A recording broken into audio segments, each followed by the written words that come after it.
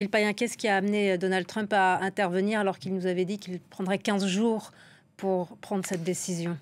Sans doute parce que l'ambiguïté n'est pas un terme auquel il a un recours excessif et il avait lancé cette ambiguïté stratégique, d'ailleurs qui est une méthode de guerre, mais effectivement quelques heures à peine après avoir dit que 2 semaines ou quelques jours, il lance cette attaque. C'est parce qu'en fait il avait déjà prévu et tout était une stratégie. Ça fait 48 heures qu'on savait, on voyait des avions ravitailleurs, on voyait depuis 24 heures ces fameux avions furtifs, ces avions B2 dont on parle maintenant beaucoup, qui avaient décollé, qui étaient à Diego Garcia, donc dans une base beaucoup plus proche de la zone d'impact iranienne, sachant que ces B2 peuvent voler, ont une autonomie de 11 000 km, donc après tout, ils n'en avaient pas besoin.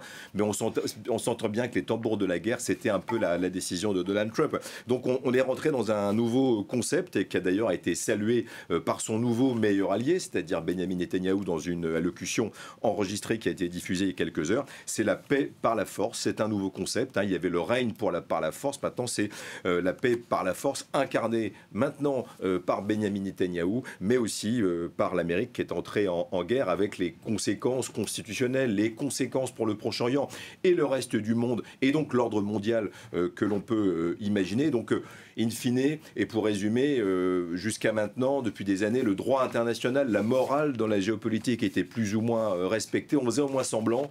Là, maintenant, on est rentré dans une nouvelle ère. On ne fait même pas semblant, et tout cela est concrétisé par les actions de Donald Trump, qui s'est félicité de ces frappes. Le vrai problème aussi, c'est que plus le régime iranien, que l'on sait vacillant, que l'on sait extrêmement doctrinaire, va être humilié, parce que là, c'est de ça dont il s'agit. On parle d'une vieille civilisation, d'un pays, d'un régime qui n'a pas changé d'un iota sa doctrine depuis plus de 40 ans. Plus on l'humilie, plus il va s'accrocher. Et donc les offensives, les contre-offensives qu'on a vues, drones, missiles, avec une capacité qui sans doute se réduit certainement contre Israël, eh bien elle va devenir polymorphe. Et maintenant, il y a réellement un nouvel acteur dans le paradigme guerrier. Ce sont les intérêts américains dans la région. Et la plus grande base américaine, c'est le centre de commandement américain. Il se trouve à 300 km des côtes iraniennes. C'est au Qatar. Et donc, c'est maintenant résolument une cible. Voilà aussi une des conséquences de l'action américaine. Et maintenant, on est dans un pays, on est dans un monde effectivement en guerre avec les Américains qui frappent l'Iran directement. Enfin, le droit international est donc bafoué par tous les acteurs d'ailleurs. Le régime iranien, lui, il tient toujours. La proposition de négociation des Européens, est-ce qu'elle est torpillée ou est-ce que les Iraniens, alors la tonalité des Iraniens ne semble pas aller dans ce sens, mais est-ce qu'ils vont accepter de négocier avec les Européens? Est-ce qu'ils pourraient jouer cette carte?